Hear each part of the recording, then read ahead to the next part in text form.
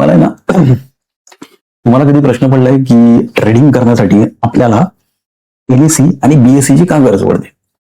Okay, जर माहित नसेल ना तर मी तुम्हाला एकदम इझी लँग्वेज मध्ये सांगतो. समजा विराट कोहलीची एक कंपनी आहे आणि बिझनेस वाढवण्यासाठी त्याला खूप पैशाची गरज आहे. मग तो काय करतो? आयपीओ आणतो. आता आयपीओ काय आहे ना, तो व्हिडिओ आहे ना, मी प्रिव्हियस व्हिडिओ बनवलाय, तो व्हिडिओ नक्की बघा. ठीक आहे. सो मग तो काय करतो? आयपीओ आणतो. त्या आयपीओ मध्ये इन्व्हेस्टर कंपनीचे शेअर्स विकत घेतात आणि त्याबद्दल कंपनीला फंड मिळतात. सो यालाच आहे ना प्रायमरी मार्केट बोलतात. म्हणजे कंपनीने शेअर्स दिले, इन्व्हेस्टरने पैसे दिले आणि व्यवहार इथे संपला.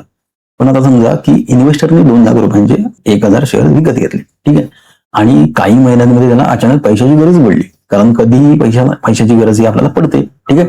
मग त्याला असं वाटतं की यार 500 शेअर्स आहेत ना, म्हणजे 1000 मी शेअर जे घेतले त्यातले मी 500 शेअर्स विकतो म्हणजे मला कॅश मिळेल, कारण मला गरज आहे.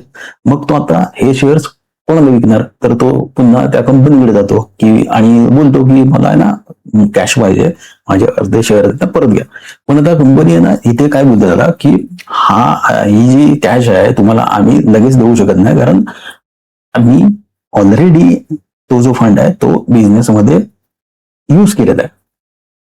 समजा त्याचप्रमाणे ना एखाद्या व्यक्तीला अजून शेअर्स वगैरे घ्यायचे तर मग तो सुद्धा कसं करणार? सो इथे ना सेकंडरी मार्केटची एंट्री होते, म्हणजे एनएससी नॅशनल स्टॉक एक्सचेंज आणि बीएससी म्हणजे बॉम्बे स्टॉक एक्सचेंज.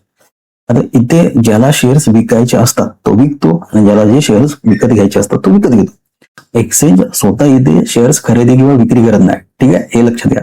ते फक्त बायर आणि सेलर यांना एकमेकांशी जोडण्याचं काम करतात. आणि हे फक्त भारतात होतं का? तर नाही, प्रत्येक देशाची स्वतःची स्टॉक एक्सचेंज ही असते, लक्षात घ्या.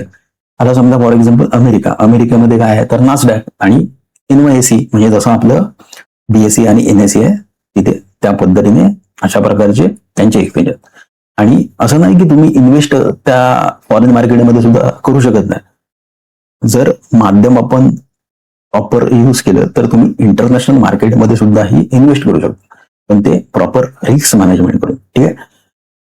देन मला असं वाटतंय की तुम्हाला एनएससी आणि बीएससी हे पुन्हा कुठे सर्च करण्याची गरज पडणार नाहीये. आणि अशाच प्रकारे आहे ना सोप्या भाषेत एकदम इझी लँग्वेजमध्ये स्टॉक मार्केट रिगार्डिंग मी इथे व्हिडिओज शेअर करत असतो. So follow me.